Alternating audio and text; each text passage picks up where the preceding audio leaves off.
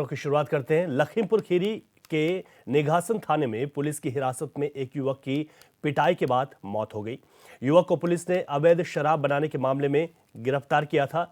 युवक के परिजनों ने पुलिस पर पिटाई करने का आरोप लगाया है। फिलहाल मृतक के शव को पोस्टमार्टम के लिए भेजा गया है।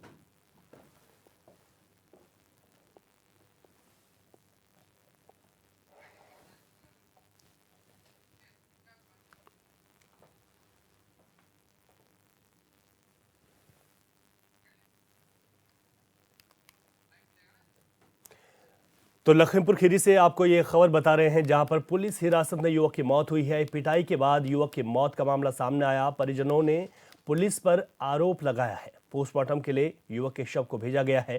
तो ये बड़ी खबर आपको बता रहे हैं, जहां पर युवक की मौत के बाद परिजनों ने पुलिस पर उसकी मौत का आरोप लगाया है और परिजनों का यह कहना है कि पिटाई के बाद युवक की मौत हुई है। लखीमपुर खीरी में परिजनों का ये पुलिस पर बड़ा आरोप है। पोस्टमार्टम के लिए युवक के शव को भेजा गया है, जिसके बाद जो रिपोर्ट आएगी फिर आगे की कार्रवाई होगी। लेकिन बड़ी बात यह है कि पुलिस हिरासत में युवक की मौत हुई है। ऐसे में पुलिस पर सवाल उठने लाजमी है।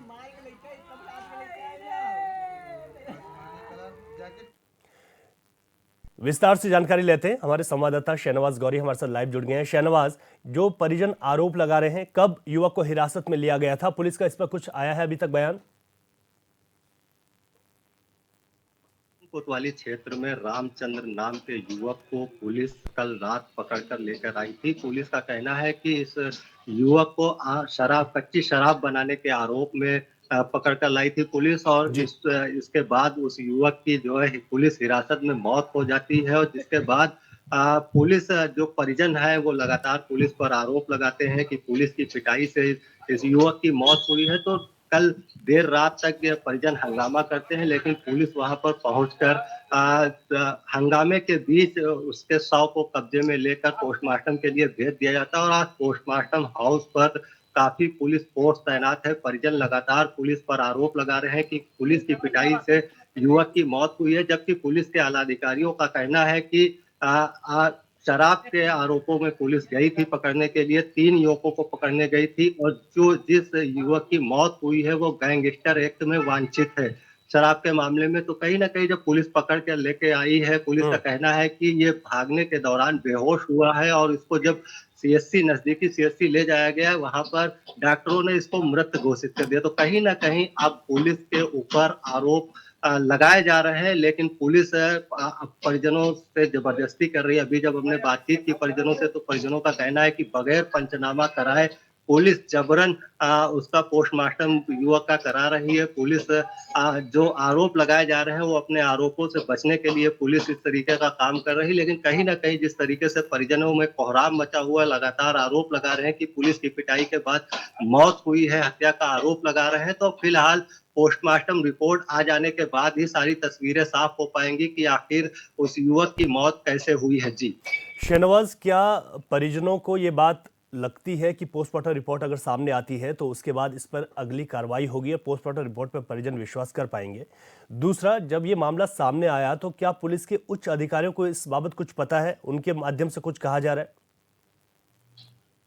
देखिए, कल रात ही जब निघासन सीएससी में जब उसकी मौत हुई है, जब परिजनों को जानकारी लगी है, तो परिजन आकर जो है हंगामा कर रहे थे और पुलिस के ऊपर आरोप लगा रहे। तो इसी बीच जबरन पुलिस शव को कब्जे में लेकर बगैर पंचनामा किए पुलिस पोस्टमार्टम के लिए मुख्यालय भेजा था। और आज सुबह यहाँ फिर परिजन करीब जो है 40-45 किलोमीटर दूर चलकर यहाँ मुख्यालय पर परिजन आए हैं और लगातार हंगामा कर रहे हैं। उनका साफ तौर पर कहना है कि पुलिस जबरदस्ती अपनी मर्जी से पोस्टमार्टम करा रही है, जबकि पुलिस एसपी का साफ तौर पर कहना है कि वीडियोग्राफी की जाएगी, डॉक्टरों के पैनलों द्वारा पोस्टमार्टम किया जाएगा। लेकिन परिजन संतुष्ट नहीं है, वो लगातार ये इस बात को लेकर अड़े हुए हैं कि बगैर पंचनामा ये पोस्टमार्टम कराया जा रहा है। पुलिस अपनी मर्जी के मुताबिक सारे काम कर रही है। तो अभी भी पोस्टमार्टम नहीं हो पाया है युवक का। परिजन अड़े हैं पुलिस से कि आखिर पंचनामा दिखाया जाए, पंचनामा दिखाए जाने के बाद ही आप पोस्टमार्टम इसका करा सकते। जी ठीक है शहनवाज, और ये बड़ा महत्वपूर्ण है कि अगर इस पर उच्च अधिकारी संज्ञान लेते हैं तो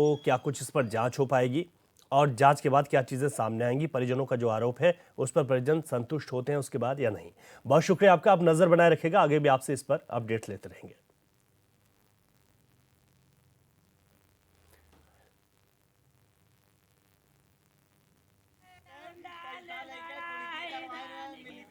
तो पिटाई के बाद युवक की मौत का ये मामला है, जहां पर परिजनों ने पुलिस पर गंभीर आरोप लगाए हैं। परिजनों का कहना है कि पुलिस की प्रताड़ना की वजह से ही युवक की मौत हुई है। हालांकि युवक के शव का पोस्टमार्टम किया जा रहा है। पोस्टमार्टम रिपोर्ट में ही तमाम चीजें स्पष्ट हो पाएंगी।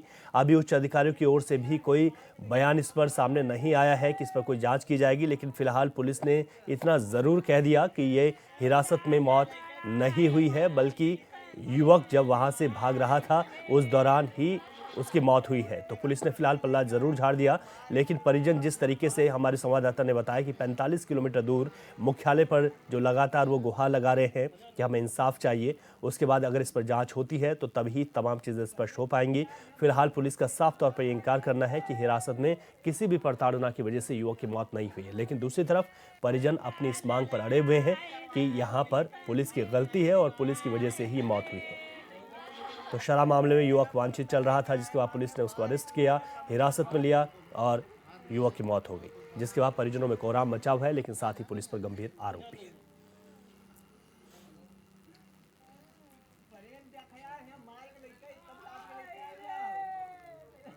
चले, तो ये खबर जो हम आपको बता रहे हैं, इसी पर एचएनएन के कुछ सवाल भी हैं। कोई आरोपी है भी तो क्या पुलिस मारपीट करेगी? जिस तरीके से परिजनों का आरोप है उसी पर सवाल बनता है। परिजनों का गंभीर आरोप है, क्या कार्रवाई होगी? क्योंकि अभी तक उच्च अधिकारी इस पर कोई बयान नहीं आया। क्या अपर पुलिस अधीक्षक दोषियों को बचा रहे हैं? ये भी सवाल उठता है, क्योंकि अगर ये आरोप है तो अभी तक जो उच्च अधिकारी हैं पुलिस के, उनके द्वारा कोई ना कोई बयान जरूर देना चाहिए था। ऐसी जो पुलिस की कार्रवाई होती है उस पर सवाल उठते हैं। वरीय पुलिस अधिकारी इस मामले में खामोश क्यों है, बड़ा सवाल है। कब तक पुलिस हिरासत में लोग मरते रहेंगे? क्योंकि इससे पहले भी तमाम ऐसे मामले सामने आए हैं। पुलिस हिरासत में युवक की मौत कैसे हुई, ये सवाल है। इसकी स्पष्टता भी होनी चाहिए। परिजन गुहार लगा रहे, क्या पुलिस की पिटाई से युवक की मौत हुई है, ये भी सवाल है। लेकिन ये तभी स्पष्ट होगा जब इस पर पूरी जांच होगी। कोई आरोपी है भी तो क्या पुलिस मारपीट करेगी, ये भी बड़ा सवाल है।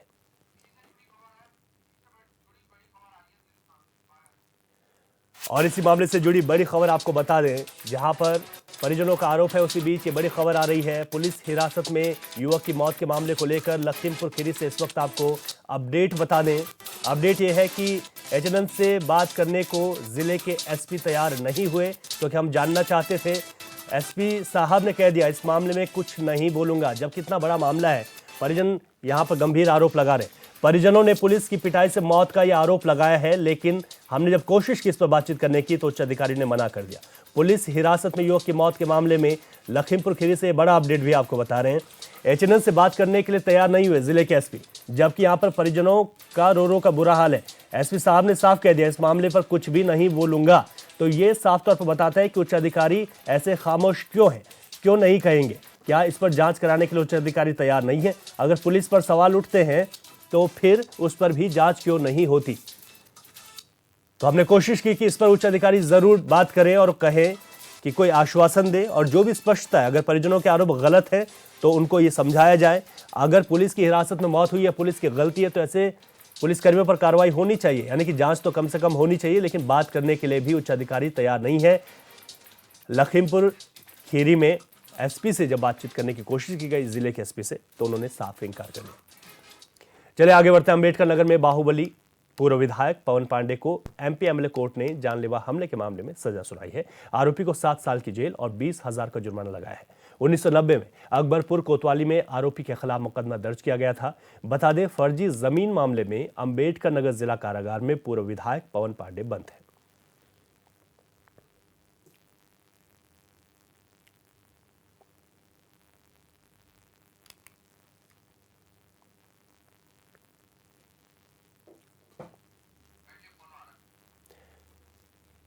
तो एक खबर आपको बता रहे हैं, अम्बेडकर नगर से 34 साल बाद ये सजा सुनाई गई है। जानलेवा हमले के मामले में ये सजा सुनाई गई, 7 साल की जेल और 20,000 रुपए का जुर्माना। लेकिन बड़ी बात है कि 34 साल के बाद पूर्व विधायक को सजा सुनाई गई है।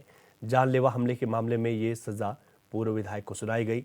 7 साल की जेल और 20,000 का जुर्माना एमपी एमएलए कोर्ट ने लगाया है 34 साल बाद, क्योंकि 34 साल पहले से वो जेल में बंद हैं। अम्बेडकर नगर से, जहां पर जानलेवा हमले के मामले में पूर्व विधायक पर आरोप लगे थे, उन्हें जेल भेजा गया था। अब ये सजा सुनाई गई है, जिसमें 7 साल की जेल और 20,000 रुपए का जुर्माना लगाया गया है। तो एक बहुत लंबे अंतराल के बाद इस सजा का ऐलान हुआ है। यह सजा एमपी एमएलए कोर्ट ने सुनाई है। और अधिक जानकारी लेते हैं, संवाददाता अनंत कुशवाहा हमारे साथ फोन लाइन पर है। अनंत, 34 साल के बाद यह सजा सुनाई गई, किस तरीके से इस सजा के बाद तमाम बातें हो रही हैं और इस सजा को किस तरीके से देखा जा सकता है जो गंभीर आरोप उस वक्त पूर्व विधायक पर लगे थे? जी हाँ, जिस तरीके से जो आरोप लगे हैं, जिस तरीके से इनको 34 साल बाद यह फैसला सुनाया गया है, क्षेत्र में चर्चा का विषय बना हुआ कि आखिर इसमें एक की मौत हो गई होती है और उसमें फिर पवन पांडे जी को इसमें सजा सुना दी जाती है। यह एक आज के समय में यह राजनीतिक एकदम माहौल लिए पड़ा हुआ क्षेत्र में एकदम पूर्णतः चर्चा का विषय बना हुआ है। इससे पहले भी पवन पांडे जब ये इनको सजा सुनाई गई, ये अभी जेल ही में बंद है, तब उसके बाद में ये फैसला इनको सुनाया गया है जेल में बंद रहने के दौरान। जी, तो अनंत ये बताइए कि 34 साल बाद ये सजा हुई है, लेकिन पूर्व विधायक जेल में कब से बंद है? जी, पूर्व विधायक जो है ये करीब एक जमीन के मामले में 6 महीने से जेल में बंद है। ये पूरा मामला क्या था अनंत, और किस तरीके से किसके ये आरोप थे जिसके बाद एक कार्रवाई हुई थी पूर्व विधायक पर? जी, ये 1990 में इनका एक हत्या का मामला था, जो कि अकबरपुर में ही एक हत्या का मामला की हत्या हुई थी। उसमें ये वांछित थे, जिसके कारण ये फैसला आया है। तो उसके बाद कोर्ट ने काफी निर्णय लेने के बाद वो ये फैसला सुनाया है। ठीक है, यानी कि पहले वांछित चल रहे थे, 6 महीने पहले ही इनको पुलिस ने हिरासत में लिया, जेल भेजा और उसके बाद एमपी एमएलए कोर्ट ने सजा सुना दी। शुक्रिया आपका अनंत जानकारी के लिए। उधर रायबरेली के एम्स स्थित मुंशीगंज के मेडिकल कॉलेज भवन में पत्रकार सम्मेलन कार्यक्रम का आयोजन हुआ, जहां संस्थान के अपर चिकित्सा अधीक्षक डॉक्टर नीरज श्रीवास्तव ने बीते 5 सालों में संस्थान की उपलब्धियां और भविष्य की योजनाओं के बारे में जानकारी दी। इस दौरान तमाम मुद्दों को लेकर चर्चा हुई। मौके पर पत्रकारों ने एम्स में आम जनता को हो रही परेशानियों से संस्थान के अधिकारियों को अवगत कराया। वहीं अधिकारियों ने पत्रकारों के सवालों का जवाब देते हुए खामियों को दूर करने का आश्वासन दिया। धन्यवाद करता हूँ। कुछ मुद्दे उठाए गए, जिसमें सबसे महत्वपूर्ण था बेड नहीं मिलता, और किसी ने कहा डायरेक्टर साहब को बोलने से बेड नहीं मिलता। मेरे पास ना कोई बेड है ना कोई वार्ड है। मैं जब मेरे को फ़ोन आता है, मैं उसको इमरजेंसी में वगैरह में भेजता हूँ। वहाँ से जो रिपोर्ट आती है मैं उसके जवाब देता हूँ। तो ये कहना है कि पुलिस चौकी वाले को बोल के भर्ती हो गया, हो सकता है उस समय बेड तक खाली हो गए। उधर रायबरेली में शासन के निर्देश पर प्रयागराज महाकुंभ को जाने वाले हाईवे पर सड़क सुरक्षा के अंतर्गत बिना हेलमेट और सीट बेल्ट लगाकर फराटा भर रहे वाहन चालकों को गुलाब का फूल देकर जागरूक किया गया। अपर जिलाधिकारी प्रशासन सिद्धार्थ कुमार के नेतृत्व में एआरटीओ और सीओसीटी भारी पुलिस बल के साथ प्रयागराज जाने वाले रास्ते पर चेकिंग अभियान चला रहे हैं। इस बारे में अपर जिलाधिकारी प्रशासन ने बताया कि अगर सीट बेल्ट और हेलमेट का इस्तेमाल किया जाए तो सड़क हादसों में होने वाली मौतों में कमी लाई जा सकती है। इसी वजह से गाड़ियों का चालान न काटकर उन्हें फूल देकर जागरूक किया गया।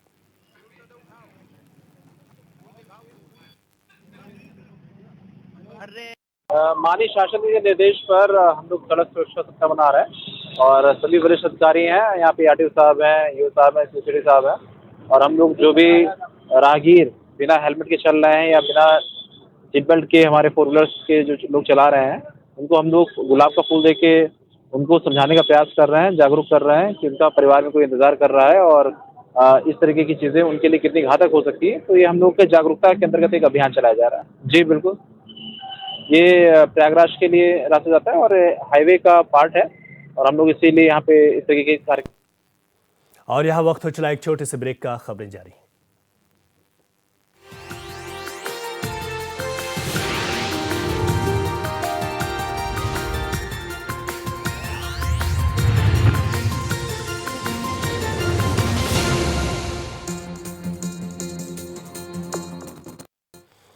ब्रेक के बाद एक बार फिर आपका स्वागत है। लखीमपुर खीरी के राजापुर में कई किसान अपनी जमीनों को आवास विकास परिषद से बचाने के लिए तकरीबन 14 सालों से संघर्ष कर रहे हैं। राजापुर के किसान अपनी जमीनों को अधिग्रहण से बचाने के लिए लखीमपुर कलेक्ट्रेट से लेकर लखनऊ तक सफर तय कर चुके हैं। बरसात के मौसम में किसान अपने मांगों को लेकर धरने पर बैठ चुके हैं, लेकिन बावजूद इसके किसानों की समस्या का कोई भी समाधान नहीं हो रहा है। किसानों का कहना है कि अब आवास विकास परिषद को अपनी जमीन नहीं देंगे, भले ही हमको अपनी जान गंवानी पड़ जाए।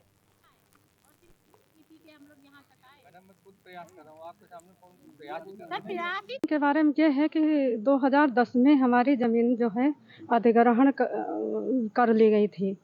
अब जो है आवास विकास ने हमारी ज़मीन को अपने नाम दर्ज करा लिया है और हम अपनी ज़मीन देना नहीं चाहते हैं क्योंकि कई बार राजापुर की ज़मीन अधिग्रहण हो चुकी है। अब थोड़ी सी ज़मीन जो बची है उसमें हम अपने जानवर पालते हैं, अपना व्यवसाय करते हैं, उसी में बच्चों का जो थोड़ा बहुत अनाज पैदा होता है उसी में पढ़ाते लिखाते हैं। अब हम क्या करेंगे जब वो भी ज़मीन चली जाएगी तो हम कहाँ जाएंगे, कैसे बच्चों को पढ़ाएंगे, कैसे अपना भरण राजापुर में ज़मीन का ये मैटर है कि आवास विकास वालों ने हमारी सारे किसानों की ज़मीन आवास विकास में ले ली गई है। इसके लिए कई बार हम लोगों ने धरना प्रदर्शन किया, पानी में भीगे, नदी में जल सत्याग्रह किया, पर इस सरकार तो बिल्कुल मौन बैठी। मतलब लग रहा कि हम लोगों की आवाज़ उनके कानों तक जा ही नहीं रही। ज़मीनों को क्या सरकार छीन रही? ज़मीन आवास विकास वाले हमारी ज़मीन ज़बरदस्ती छीन रहे हैं। पहले जो हाईवे बनी थी तभी तो अनाउंस करे, हमारा तो सारा ही मकान कट गया। देखो हम झोपड़ी में रह रहे हैं और हम बार बार कहाँ तक रह कर देंगे उनको? क्या यहीं राजापुर में सब ली जाती ज़मीन लखीमपुर में? हम कैसे गुजारा करेंगे? हम तो 10 लोगों का परिवार हमारा है। हम ज़बरदस्ती ज़मीन हमारी छीनी जा रही, कहाँ रहेंगे? ये योगी मोदी जो कह रहे हैं दिलाया जाएगा, कुछ भी नहीं दिलाया जाता। हमारी ज़मीन जो हम नहीं सरकार से ये है नहीं प्रार्थना कि हमारी ज़मीन छोड़ी जाए। हम ज़मीन नहीं देंगे, जान दे देंगे। और हमारी इतनी ही ज़मीन बची है और इतनी ज़मीन में हम क्या करेंगे? क्या हमारे बच्चे खाएंगे? क्या हमारे आगे का क्या होगा? हमारे खेती किसानी करते हैं आप लोग? हाँ, खेती किसानी करते हैं। हाँ, तो इसी से हमारा मुआवजा लेके क्या करेंगे? मुआवजा तो ख़त्म हो जाएगा, हमारा मुआवजा कहाँ चलेगा? कितनी बार अधिग्रहण? इससे हमारी पूरी ज़िंदगी पे, हमारी पीढ़ी की ज़िंदगी, हमारी बच्चे सबकी ज़िंदगी खराब होगी, हमारी सबकी खराब हो जाएगी। सरकार किसानों के हित को लेकर तमाम वादे करती है, तमाम दावे करती है, लेकिन लखीमपुर खीरी के राजापुर में किसानों की हालात देखकर इस बात का अंदाज़ा साफ तौर पर लगाया जा सकता है कि किसान लगातार संघर्ष करता है, लगातार धरना प्रदर्शन दे रहा है, जल सत्याग्रह कर रहा है, लेकिन किसानों की सुनने वाला कोई नहीं है।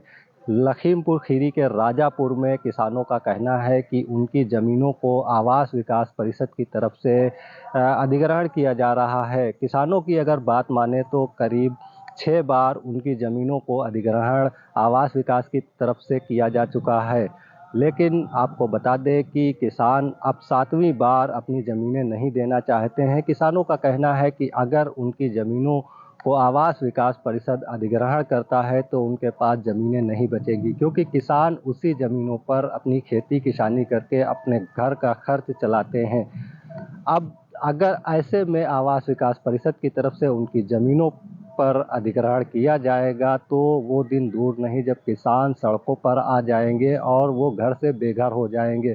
फिलहाल किसानों की अगर बात माने तो करीब 14 सालों से संघर्ष कर रहे हैं, लेकिन किसानों की सुनने वाला कोई नहीं है। जब किसानों से हमने बातचीत की तो किसानों का कहना है कि अब 7वीं बार आवास विकास परिषद की तरफ से उनकी ज़मीनों पर कब्जा किया जा रहा है, तो अब आवास विकास परिषद को हम अपनी ज़मीनें नहीं देंगे, चाहे इसके लिए हमको अपनी जान गंवानी पड़ जाए।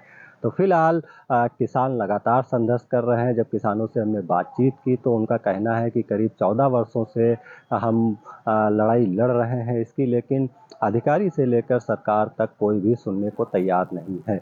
HNN 24/7 के लिए शहनवाज गौरी, लखीमपुर खीरी। बुलंदशहर में जहांगीरपुर स्वाट टीम और खुर्जा नगर पुलिस टीम की बदमाशों के साथ मुठभेड़ हो गई, जिसमें गोली लगने से एक बदमाश घायल हो गया और दूसरे आरोपी को पुलिस ने गिरफ्तार कर लिया और उनके कब्जे से 2 तमंचे, 2 जिंदा कारतूस और बिना नंबर प्लेट की बाइक बरामद की है।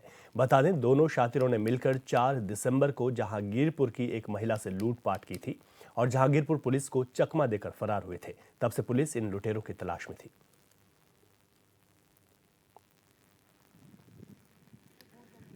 थाना जहांगीरपुर में बीती रात में जहांगीरपुर पुलिस और एसओजी देहात की टीम चेकिंग कर रही थी। देर रात में 2 बदमाश पाचड़ नहर के पास आते दिखाई पड़े, जिनको रोका गया, चेक करने का प्रयास किया गया तो तेजी से भाग गए और भागने के दौरान आगे चलकर उनकी बाइक फिसल के गिर गई थी, जिसको उनके द्वारा पुलिस पर फायरिंग की गई। आत्मरक्षा पुलिस ने भी फायर किया है और जिसमें एक बदमाश के पैर में गोली लगी।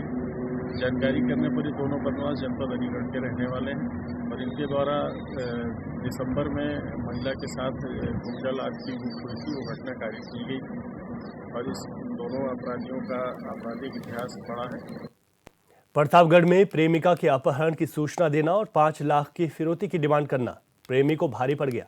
एक गलती ने प्रेमी को जेल की सलाखों के पीछे पहुंचा दिया। पुलिस ने प्रेमिका की मां की शिकायत पर आरोपी के खिलाफ अपहरण और रंगदारी मांगने की गंभीर धाराओं में मुकदमा दर्ज किया और प्रेमिका को बरामद करते हुए प्रेमी को जेल भेज दिया। दिनांक 4 जनवरी 2025 को पीएस उदयपुर पर सुबह एक महिला थाने पर आई और उसने यह सूचना दिया कि उसकी लड़की बीए पार्ट 1 का एग्जाम देने गई थी, वह घर वापस नहीं लौटी है और उसके लड़के पर 5 लाख रुपए की फिरौती की मांग की गई है कि उसकी लड़की का अपहरण कर लिया गया है और फोटो के साथ भेजा गया है। इस संबंध में तत्काल पुलिस ने अभियोग पंजीकृत किया और पुलिस अधीक्षक महोदय द्वारा 3 टीमों का गठन किया गया। सर्विलांस के माध्यम से इनकी लोकेशन ज्ञात की गई, लड़की को बरामद किया गया और लड़के को हिरासत में लिया गया। इनसे गहराई से पूछताछ करने पर यह तथ्य सामने आया कि दोनों पहले से ही परिचित थे और इसमें जो है जांचोपरांत लड़के के ऊपर विधिक कार्रवाई करते हुए गिरफ्तार करके जेल भेजा गया है। शीघ्र साक्ष्य संग्रहण के आधार पर विधिक कार्रवाई की जाएगी। इन धाराओं में इसमें लड़की के अपहरण और फिरौती की जो सुसंगत धाराएं हैं उसमें अभियोग पंजीकृत किया गया है। मेरठ के पीवीएस मॉल के पास चाइनीज मांझे की चपेट में आने से बाइक सवार युवक की गर्दन कट गई। यही नहीं, युवक के साथ बाइक पर बैठे उसके दोस्त की नाक भी कट गई। दोनों को गंभीर हालत में अस्पताल पहुंचाया गया, जहां गर्दन कटने से घायल युवक की मौत हो गई। मामले का संज्ञान लेते हुए पुलिस ने मांझे के खिलाफ चेकिंग अभियान चलाया है और 3 आरोपियों को गिरफ्तार कर लिया है।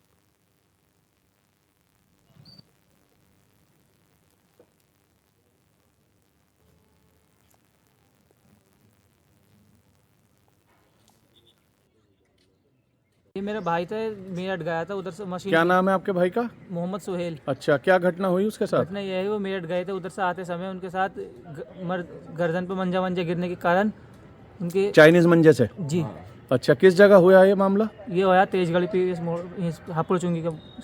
अच्छा, तो इसके बाद क्या उसके बाद कार्रवाई के लिए आपने करा आगे? कार्रवाई के लिए डेड बॉडी तो यहीं पे ही आ गई है और कार्रवाई के लिए हम आए। और लखनऊ से इस वक्त बड़ी खबर मिल रही है। सपा अध्यक्ष ने प्रेस कॉन्फ्रेंस कर योगी सरकार को घेरा है। ये बड़ी खबर आपको बता दें, संभल हिंसा समेत कई मामलों का जिक्र किया। यूपी में भ्रष्टाचार चरम पर है, अखिलेश यादव ने कहा है समझ नहीं आ रहा क्या छिपा रही है सरकार, ये बात भी कही। दिल्ली में अनबन और भ्रष्टाचार को छिपाने के लिए संभल में साजिश की गई है। बड़ी संख्या में निर्दोष लोगों पर झूठे मुकदमे लगाए गए हैं। प्रेस कॉन्फ्रेंस करके अखिलेश यादव ने कहा है सरकार को घेरते हुए। यह भी कहा कि दिल्ली से अनबन और भ्रष्टाचार को छिपाने के लिए संभल में साजिश रची जा रही है। इसके अलावा बड़ी संख्या में निर्दोष लोगों पर झूठे मुकदमे लगाए जा रहे हैं। ये बड़ा आरोप भारतीय जनता पार्टी पर लगाया है। लखनऊ से बड़ी खबर आपको बता रहे हैं, समाजवादी पार्टी के अध्यक्ष ने प्रेस कॉन्फ्रेंस कर सरकार को घेरा। संभल हिंसा समेत कई मामलों का उन्होंने प्रेस कॉन्फ्रेंस में जिक्र किया है। उन्होंने कहा कि यूपी में भ्रष्टाचार चरम पर है, कई निर्दोष लोगों पर मुकदमे किए जा रहे हैं, फंसाने की कोशिश की जा रही है। समझ नहीं आ रहा है कि सरकार आखिर छिपाना क्या चाहती है।